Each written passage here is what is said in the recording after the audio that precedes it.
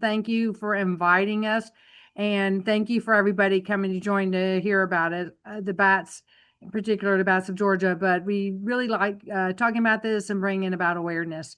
So to get started, so bats of Georgia says right here, but in general, I did want to mention that there are over, well, 1,500. It was over 1,400 bat species, but they just discovered recently the 1,500. So 1,500 different bat species in the world.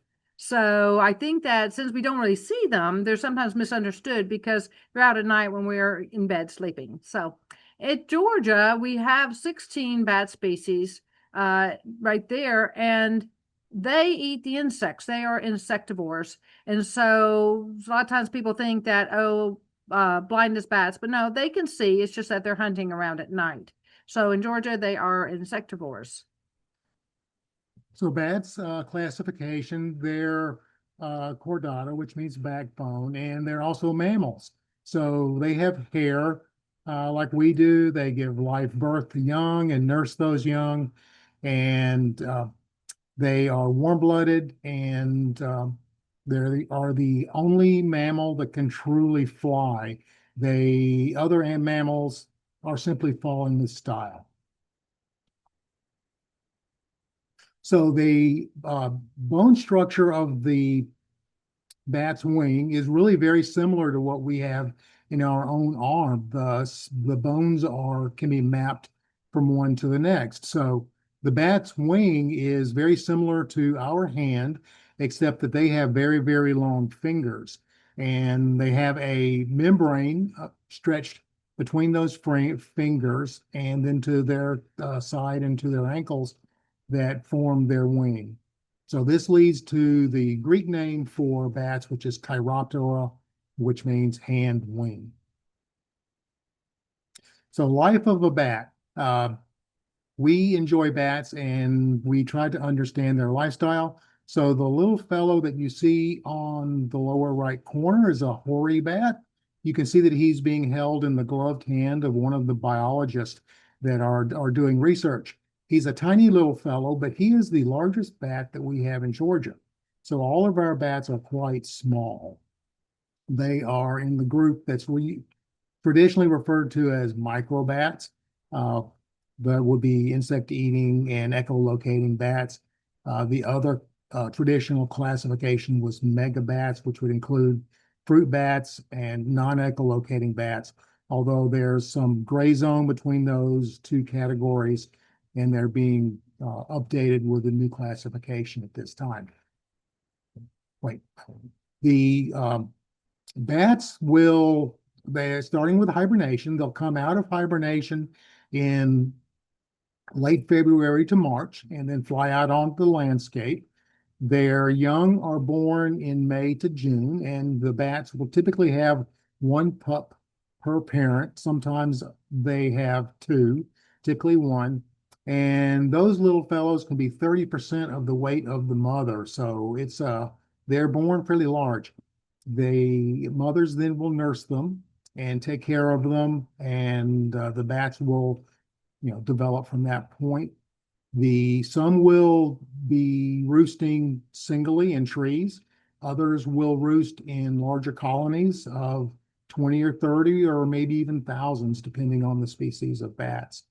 Um, they will, the juveniles will learn to fly in about 4 to 6 weeks, and they will be capable of independent life after about 8 to 10 weeks, and then the whole family then leaves the roost and goes to fatten up for the wintertime.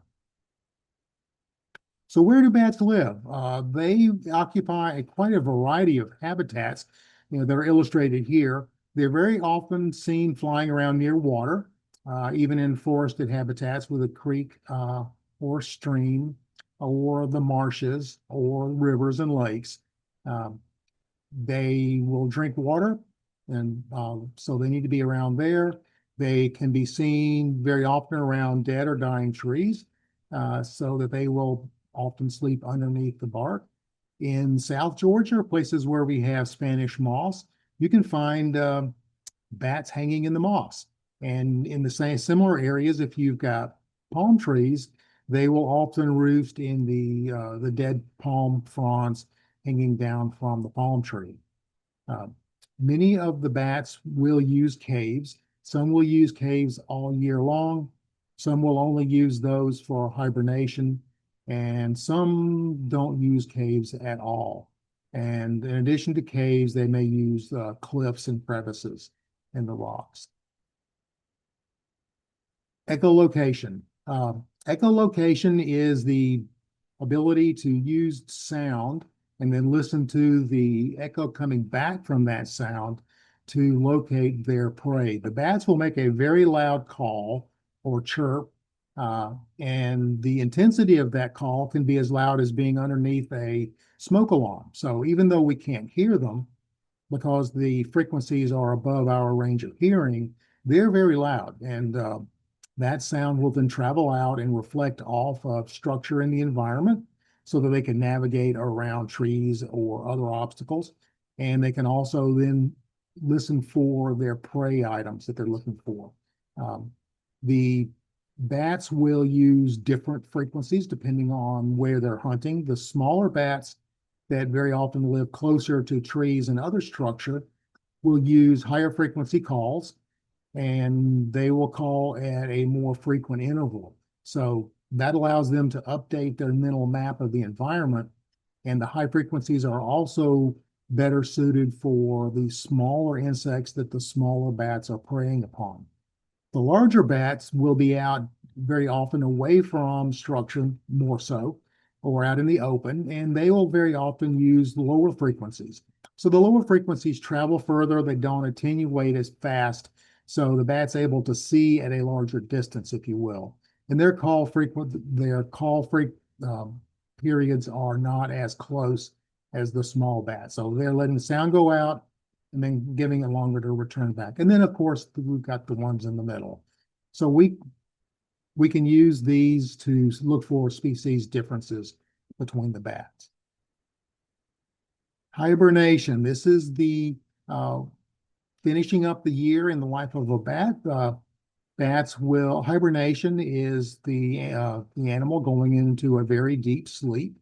They will lower their metabolism rate, and their heartbeat can drop from about 1,000 beats per minute down to maybe around less than 20. So they really slow down. They look for cool areas that are hopefully damp or preferably damp. That way they can lower their body temperature down to a level that's just above, hopefully just above freezing. And it's damp, so they can slow down their metabolism and prevent dehydration as they sleep through the winter. Now, some bats may only hibernate for a few days. Other ones may hibernate for the entire winter, depending on the species and the location. Migration. Not all bats hibernate, however. Some will migrate from one place to another, the way you might expect with birds or even butterflies at times.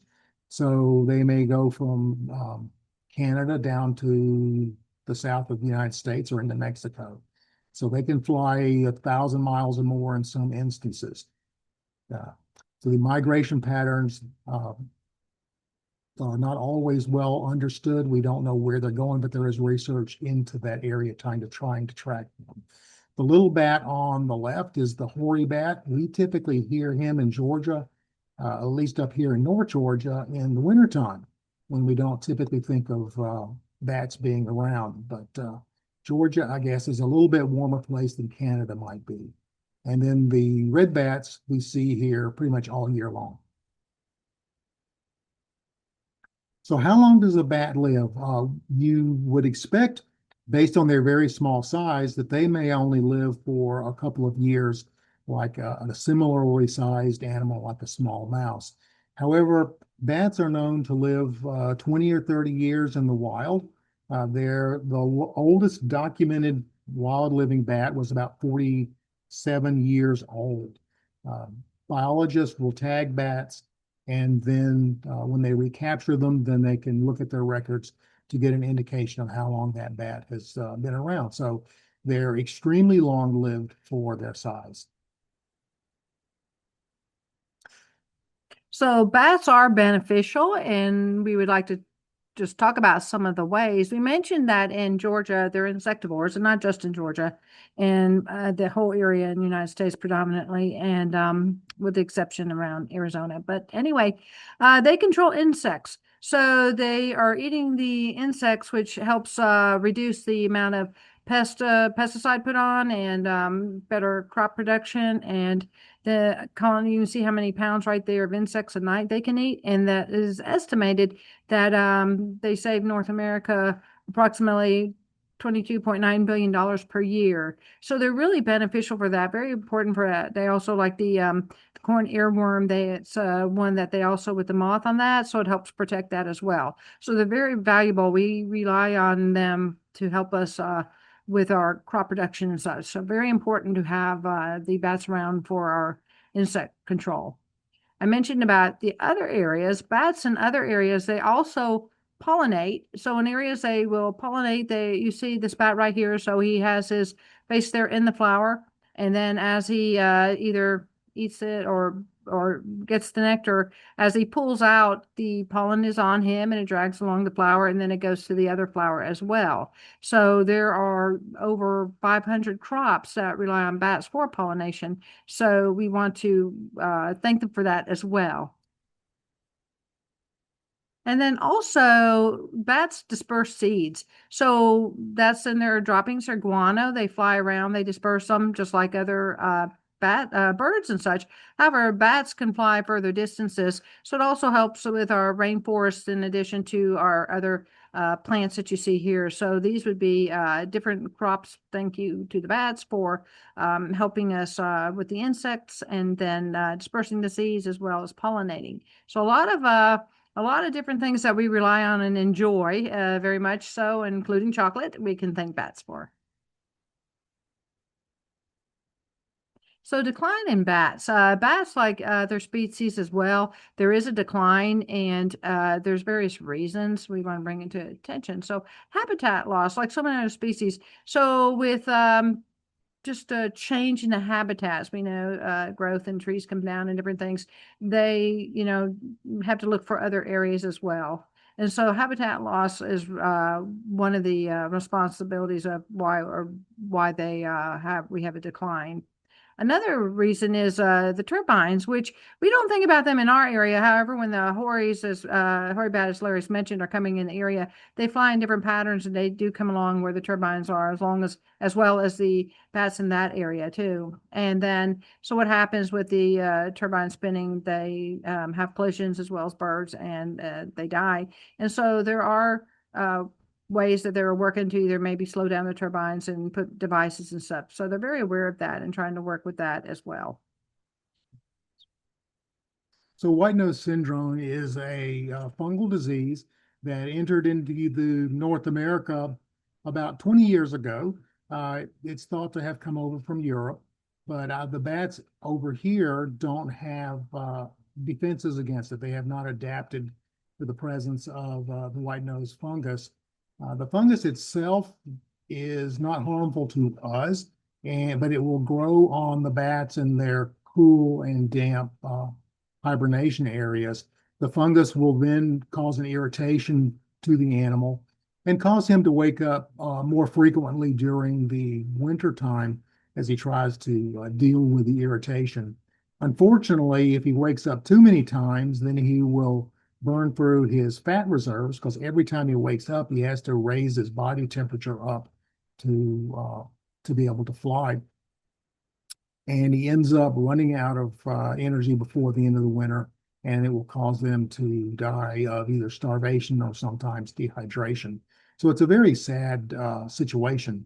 The bats here aren't adapted to it, and it's resulted into a very large decline in bat populations of some species, as much as 90% or more.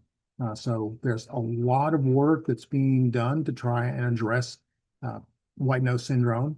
Um, Researchers are they have ways of killing the fungus. The major problem is dispersing these treatments into a large cave structure, for instance. without damaging the habitat for any of the other animals and wildlife or plant life that might be in there. Kennesaw State, for instance, here in Georgia, is doing a lot of work on white nose syndrome research. Oops, I'm sorry. So what can you do? What can we do to help the bats since we know they're really important and we know they need our help? So bat houses, one of the ways that we can help, particularly with deforestation and habitat loss, is to put up a bat house. So we're showing two designs here. One is a traditional flat-bodied box, and the other one is referred to as a rocket box. Um, these are ones that you would be commonly available. There are kits that you can purchase online. You can purchase complete, completely assembled kits, or you can build your own from plans. And the recommendation is that they be multi-chamber, as in the chambers are the spaces that the bats will live in. The traditional house here on the left has 3 chambers. The rocket box has 2, and we have multiple ones in one site that allows the bats to move from one place to another.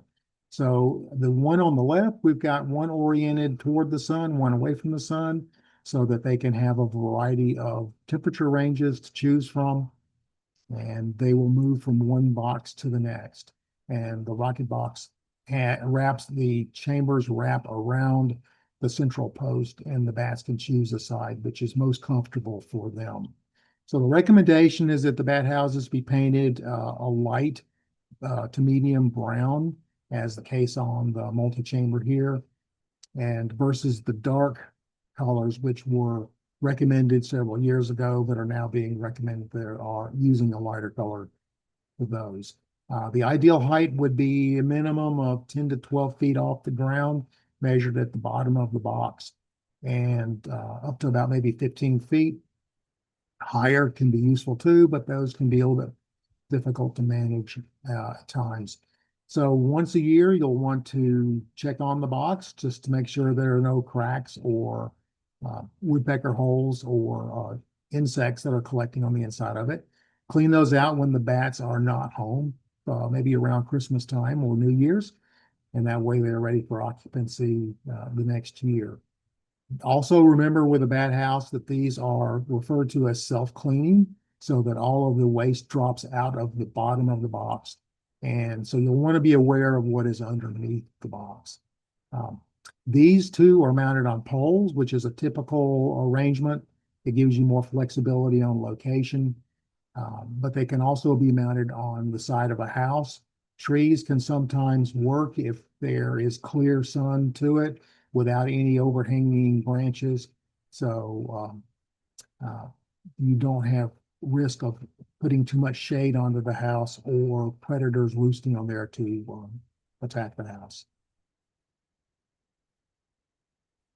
So native plants, and I know that we've got Kate is going to be talking about that, which I'm excited about also, but native plants are great for all different species of wildlife. However, for the bats also, which people don't think about that, and there are plants that will attract moths that will be out at night. So we'll touch on that in a few moments, but native plants are very important for our yards. And then also planting and caring for our trees. Not only we want to plant our trees, in the yards, but we also want to care for what we have. We want to take off the invasives if we can, the ivy and such. Keep care around the bottom is trimmed, and also the bats, like the pictured bat right here, they will sleep under the little flaking bark there at times too. So if you have a snag, which is a dead tree that's standing in a safe place, not at risk of falling or such. That's great to leave for wildlife habitat for bats and many other species as well. And also, we want to talk about leaving the leaves. This is true for many species, and many of these ideas are just for wildlife in general. But many species of wildlife overwinter there as well. But bats may be also looking for the insects there too. So it's very important if you can leave an area in your yard, even if it's not the whole yard. You have an area that's dedicated for leaving the leaves, having maybe some of the more of the wild plants growing and such as well to offer to the wildlife species. And then one of I think, the biggest things you can do, and I'm not going to say absolutely the biggest, but one of the important things you can do is awareness, bringing about positive awareness for bats in general. I mean, all species, of course, but bats, I do believe we mentioned earlier, are very misunderstood. They are at night. We don't see them like you would see birds and such. Talking to children, will say, "Oh, you see birds, you see the birdhouse and such. What do they sound like?" And then I ask, "You see the bats?" Well, no. Bat house, I may or may not have seen one. And then what do they sound like? They don't know. So if we can, and then around Halloween, we get the images of the scary bats a lot of times. And so positive awareness, you bring talking to people, you mentioned how important they are, that we need them. Things we talked about during this talk. And I did want to mention though that talking about Halloween and bats and such. So we talked about the vampire bats. I mentioned at the beginning of this talk that there are 1,000 and 1,500 different bat species, but of all those bat species, there are only 3 species of vampire bats. And not in our area, also. So they do get all the attention, but that's okay because Bat Week, we also celebrate that at Halloween and celebrate. It gives us an opportunity to share information about our bats as well. And so some of these ways to help I've mentioned are found with the certification here with our stewardship, bat stewardship that we're doing with the City Forest Certified program. And there's several others. And so as part of that, we partnered with them and we would really appreciate you looking into doing the stewardship part of the bat. And then you get this great little, excuse me, badge that you'll be able to stick onto your sign. And so, any other questions or we're good? Thank you so much, Lori. I'm going to go ahead and let Kate share a little bit of hers, and then we'll open it up for questions for both of you guys. Does that work? Yes. Okay, thank you. All right. And then Kate, I'm just going to share these slides. Awesome. Thank you. Oh, I love bats so much. My favorite tree is a white oak, and I loved it before, but then I learned that bats will, yeah, like make or like little baby bats will stay in like between the bark slots in a white oak, which just like, oh, I love. It's so sweet. So yeah, definitely the native plants, native trees as habitat. Yeah, I have yet to like come across a little or like see a little bat fly out from a white oak in my yard, but I like will treasure the day. But yeah, thank you so much, y'all. Yeah, I'm really excited to be a part of this talk. And Beek shared this wonderful document with me the other day from UGA of just, a list of native plants that you will encourage or like bring caterpillars and then moths to the yard, which will be really, really good food sources for these bats. And I was delighted to find that we're offering many of these plants at our native plant sale this year. So the online store is open now. Highly recommend checking it out. We're selling out of a bunch of stuff pretty quickly. I'm hoping to re-up the availability list in the next couple weeks, but then we'll have another opportunity in person on April 4th at the Carter Center, and hope to see you all there. But yeah, Beak, you can go to the next slide. Yes, perfect. So this, yeah, again, comes from a collaboration between UGA and the Georgia DNR. And I'm sure, Beacon or someone from education, Quinn, can send out, can share this with all the participants here. Because yeah, it's just a very straightforward list of all these different plants that will attract those moths that the bats are munching on. And happily, they're all like very beautiful and very cool. And what I love about native plants is that, or it really speaks to my flavor of gardening, which is you plant it in the right place and you water it in, and then you leave it alone and it does its thing and spreads and grows and you don't have to worry about it. And so that is my kind of gardening. And as you can see, so this list, everything with a picture and the arrows, we have those at our plant sale this year. Some particular ones are, it's a lot of different species. And there are some things on this list that we aren't sourcing, at least not in the spring, but we might have them in the fall at our tree sale. But yeah, you can see a number of different flowers, really, really lovely plants that can, have, or no matter the size of your yard or the soil conditions or the light conditions, there's something on this list that I think could work. Some of my favorites on this, particularly, the Joe Pye weed is this like gorgeous, large, tall flower that dies back to the ground every winter. But then I have some in my yard that's taller than my house. But not only is it great for these different caterpillars and moths and things, but also it's just a great host plant for all sorts of pollinators. And kind of what, Lori alluded to this, like not only by planting native are you helping bat habitat and encouraging bats to come to your yard, but it's kind of a like you're doing all these things at once because you're also encouraging pollinator habitat and insect habitat, which then will bring birds, which then, it just like creates this broader ecosystem. But yeah, that Joe Pye weed I love. But yeah, a few different flavors of plants here. And then Beak, you can go to the next slide. And then there's some more. And yeah, you can see here on this list, it's not only perennial flowers, but also different grasses. Or you can see that pink muley grass, everyone's favorite grass on the belt line, and this planted in this like big swath. You get this kind of like in the fall when the seed heads bloom, you get this really kind of like ethereal cloud like pink mass. It's stunning.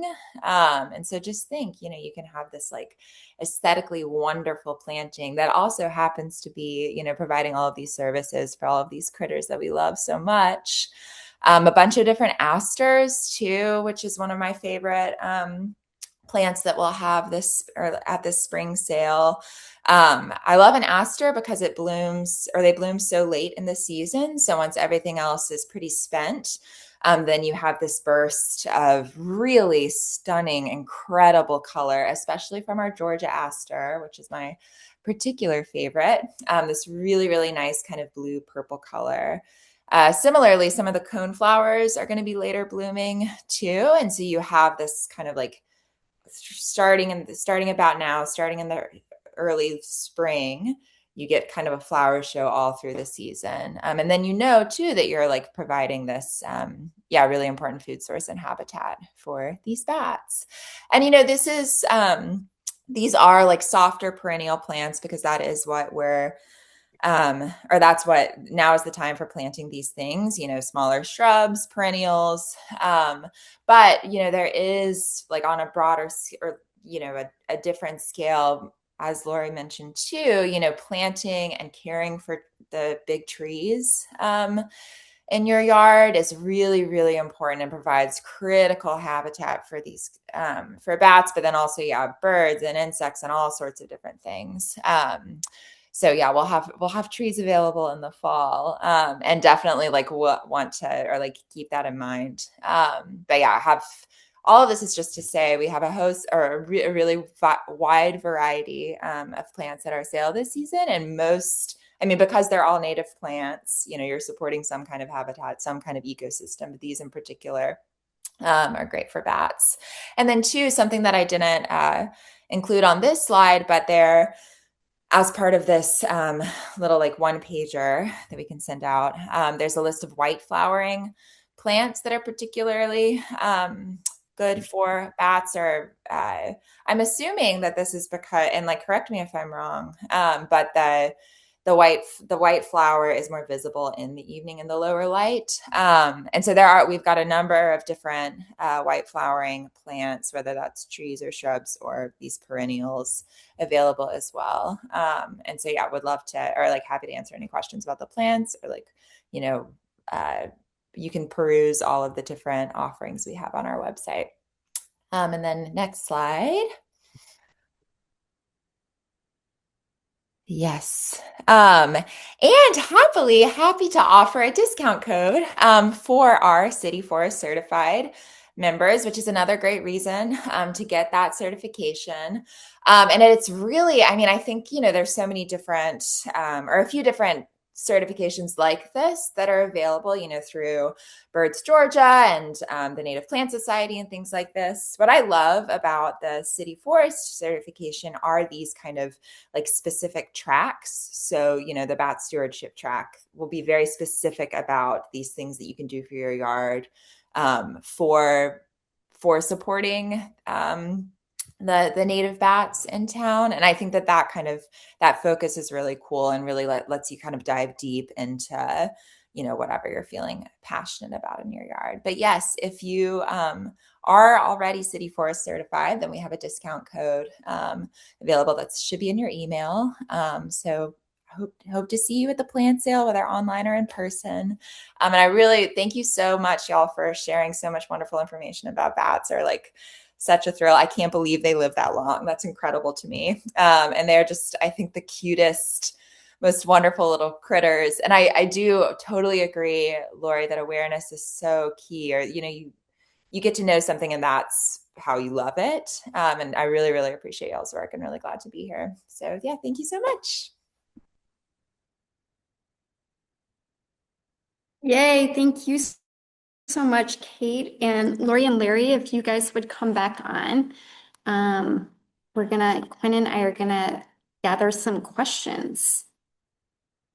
Okay, let me just close out on this, exit full screen, and let me pull up the questions. Thanks for your patience for a moment, guys. Okay. So, Larry, I think you touched on this a little bit, and I feel like you guys are the bat house expert. Can you share again about the ideal height and area in which somebody should hang their bat house in their yard? Okay, so let me mention first, since I forgot to mention it before, that a lot of this information can be found on georgiawildlife.com. That's the Georgia DNR website. So if you go to that website and search for bats, you'll pull up a lot of information. They have links for bat house plans or for kits that you can purchase. There are links that give you advice on where to locate it, how to take care of it, which bat houses might work better. So there's a wealth of information there. Also on the Trees Atlanta bat certification pages, there's a list of resources there that you can use to understand bat houses. So regarding the ideal height, since the bats don't take off from the ground the way a bird would expect would do, they drop straight out of the bottom of the roost and they use that free fall to gain flying speed. So they need to be a little bit, have some height to be able to do that, especially when they're late stage pregnancy or with a small pup holding onto them, that added weight, they need to get flying. So what I understand, the minimum requirement is about 10 to 12 feet high. That's measured from the bottom of the bat house to the top of obstruction below it. So if you've got 1.5 foot tall vegetation underneath it, then you'll want to have 10 to 12 feet above that. So that would be a minimum. I understand that going higher can improve a little bit, like maybe 15 feet. My experience is once you get above about 15 feet, it makes maintaining the house a little bit difficult. And so there's a kind of a trade-off, back and forth trade-off. But the short answer would be 10 or 12 feet as a minimum.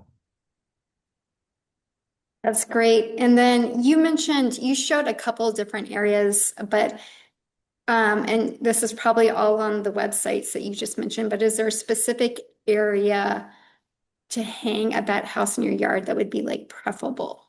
Okay, there you can mount the bat house in a different ways on the side of a building, in which case you're going to probably choose a southern or an eastern exposure if that's possible.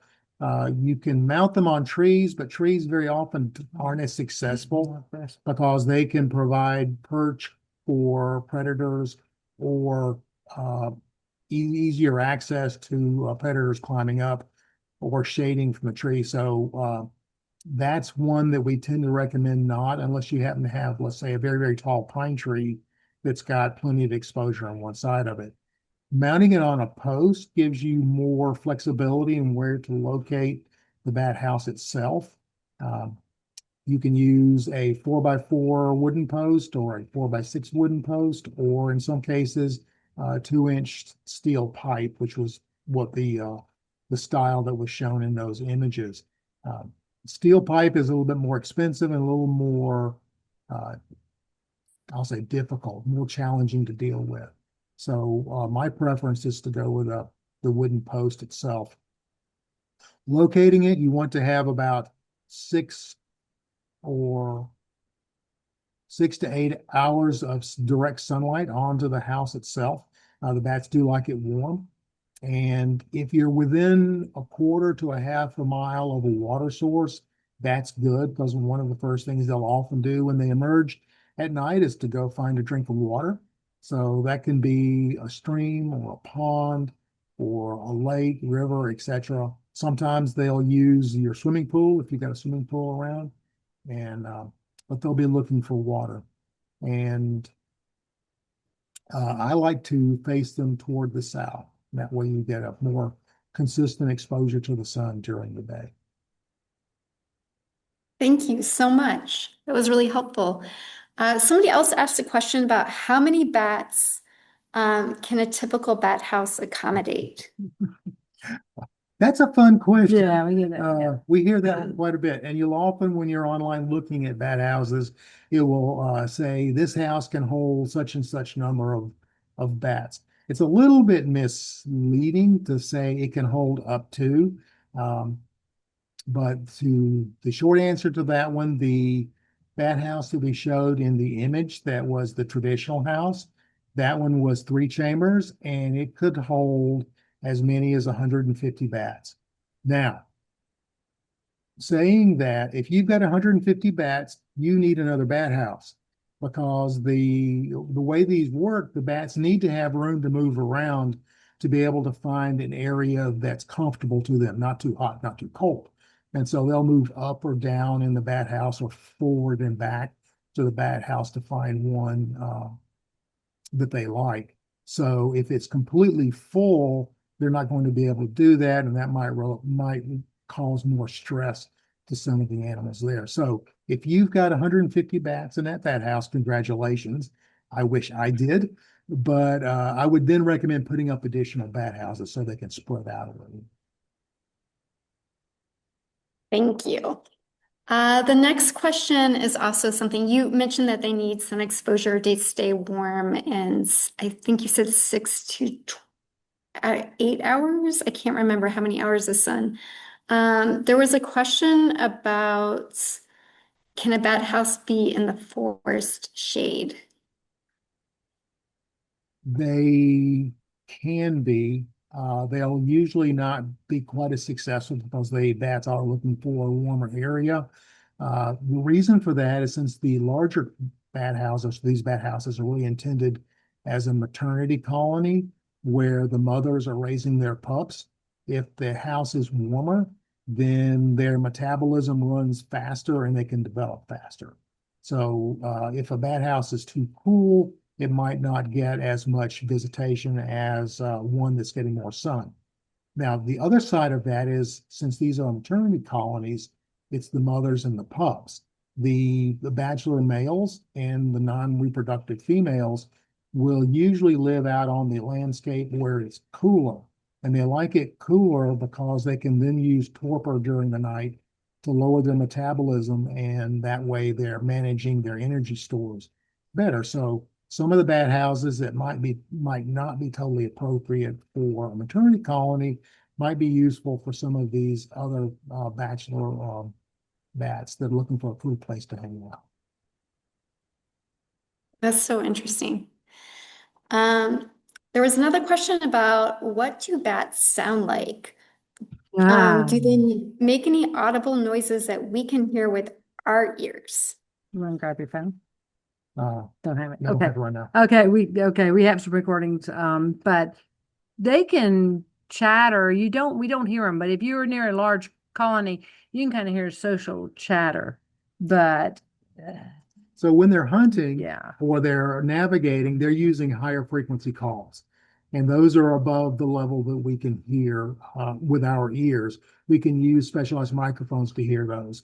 But when they're in a roost around, as Laurie was mentioning, they'll use social calls. And that's when they're talking to each other and complaining about neighbor being too close or whatever. And those you can hear them, and it sounds like a high-pitched chittering sound. So you can see those. We were at the bat houses and University of Florida last summer, and it was really fun to be outside the house, hearing as much sound as there was coming out of the bat house itself. So interesting. okay. Yeah, I'm going to see if I can happen to locate a sound while y'all are talking. So maybe I can. okay. That would be really cool. Is there a place to find recommended bat house plants? I think you mentioned this too. Two I would sources. recommend that you look at the georgiawildlife.com and their links. They'll take you to some plans. They'll also link you over to batcon.org, which is the Bat Conservation International website, and they'll have some plans posted there. So that's where I would start. There are a lot of that you can find on the internet. Some are better than others, but the ones that are recommended here, I would go with georgiawildlife.com to start. And then do you have any recommended or favorite prefab bat houses? The one that we showed in that image earlier, the traditional one, is available through a Georgia manufacturer. It's that was it. Habitat for Bats. Thank you. Habitat for There should be a Bats. link on the Georgia Bat Working Group website for that. Right. Yes. And they're located just south of Atlanta. Yeah.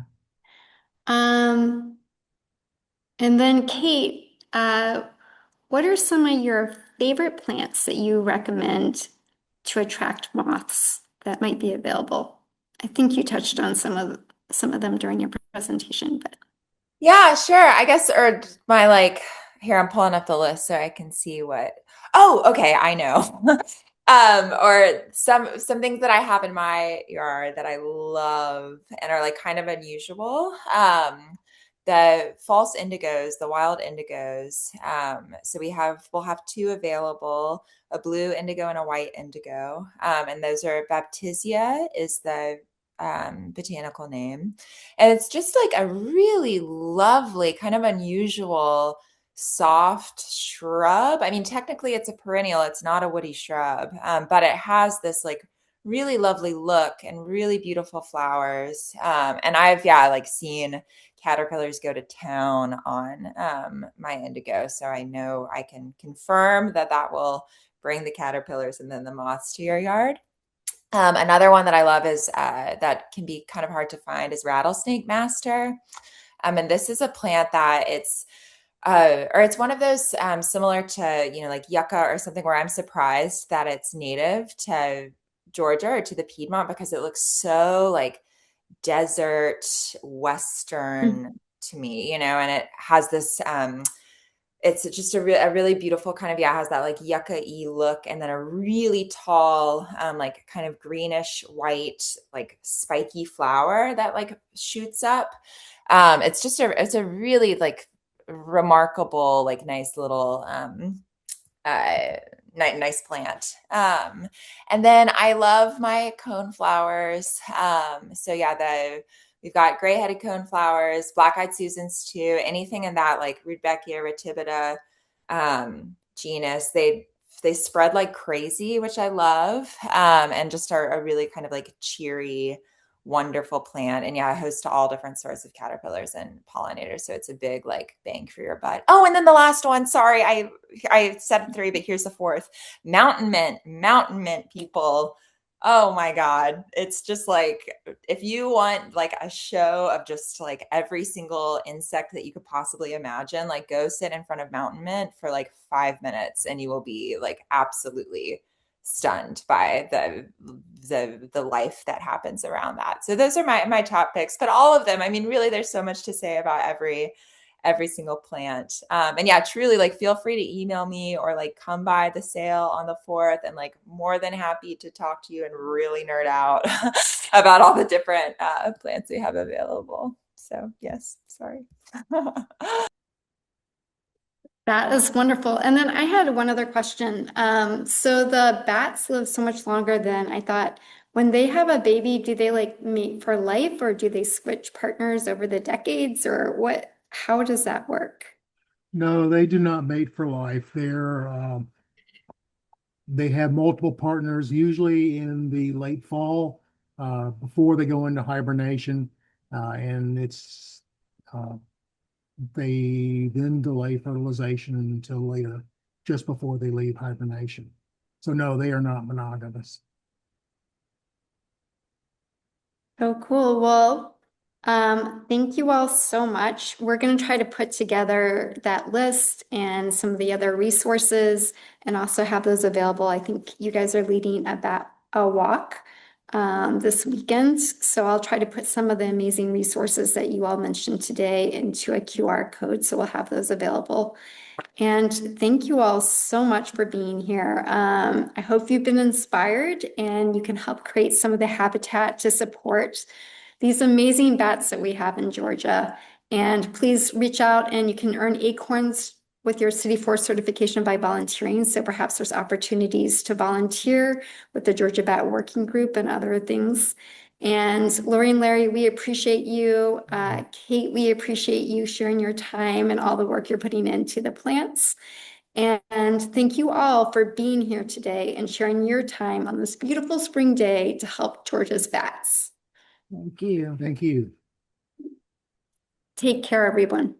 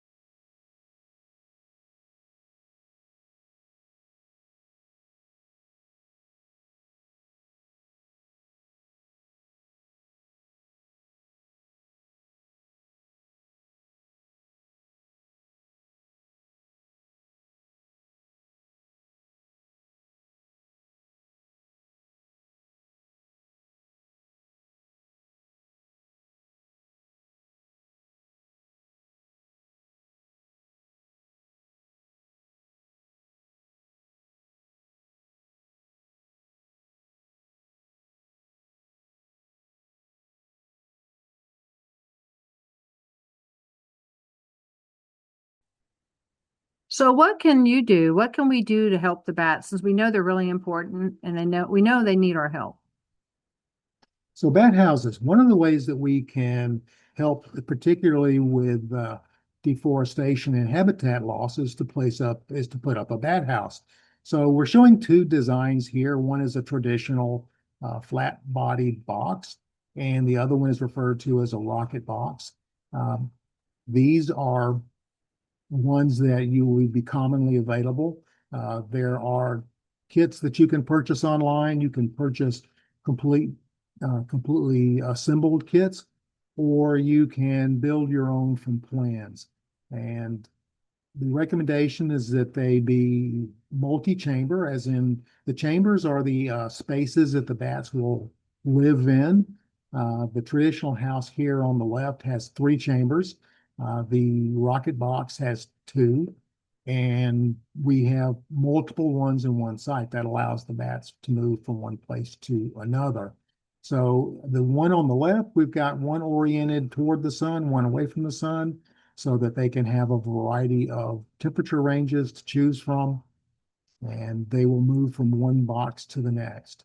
And the rocket box wraps, the chambers wrap around the central post, and the bats can choose a side which is most comfortable for them.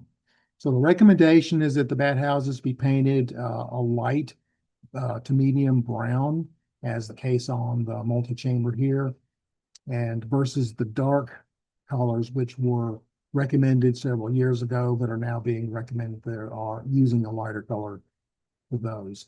The ideal height would be a minimum of 10 to 12 feet off the ground, measured at the bottom of the box, and up to about maybe 15 feet. Higher can be useful too, but those can be a little bit difficult to manage at times. So once a year, you'll want to check on the box just to make sure there are no cracks or woodpecker holes or insects that are collecting on the inside of it. Clean those out when the bats are not home, maybe around Christmas time or New Year's, and that way they're ready for occupancy the next year. Also remember with a bat house that these are referred to as self-cleaning, so that all of the waste drops out of the bottom of the box. And so you'll want to be aware of what is underneath the box. Um, these two are mounted on poles, which is a typical arrangement. It gives you more flexibility on location, but they can also be mounted on the side of a house. Trees can sometimes work if there is clear sun to it without any overhanging branches. So you don't have risk of putting too much shade onto the house or predators roosting on there to attack the house. So native plants, and I know that we've got Kate is going to be talking about that, which I'm excited about also, but native plants are great for all different species of wildlife. However, for the bats also, which people don't think about that, and there are plants that will attract moths that will be out at night. So we'll touch on that in a few moments, but native plants are very important for our yards. And then also planting and caring for our trees. Not only we want to plant our trees, in the yards, but we also want to care for what we have. We want to take off the invasives if we can, the ivy and such. Keep care around the bottom is trimmed, and also the bats, like the pictured bat right here, they will sleep under the little flaking bark there at times too. So if you have a snag, which is a dead tree that's standing in a safe place, not at risk of falling or such. That's great to leave for wildlife habitat for bats and many other species as well. And also, we want to talk about leaving the leaves. This is true for many species, and many of these ideas are just for wildlife in general. But many species of wildlife overwinter there as well. But bats may be also looking for the insects there too. So it's very important if you can leave an area in your yard, even if it's not the whole yard. You have an area that's dedicated for leaving the leaves, having maybe some of the more of the wild plants growing and such as well to offer to the wildlife species. And then one of I think, the biggest things you can do, and I'm not going to say absolutely the biggest, but one of the important things you can do is awareness, bringing about positive awareness for bats in general. I mean, all species, of course, but bats, I do believe we mentioned earlier, are very misunderstood. They are at night. We don't see them like you would see birds and such. Talking to children, will say, "Oh, you see birds, you see the birdhouse and such. What do they sound like?" And then I ask, "You see the bats?" Well, no. Bat house, I may or may not have seen one. And then what do they sound like? They don't know. So if we can, and then around Halloween, we get the images of the scary bats a lot of times. And so positive awareness, you bring talking to people, you mentioned how important they are, that we need them. Things we talked about during this talk. And I did want to mention though that talking about Halloween and bats and such. So we talk about the vampire bats. I mentioned at the beginning of this talk that there are 1,000 and 1,500 different bat species, but of all those bat species, there are only 3 species of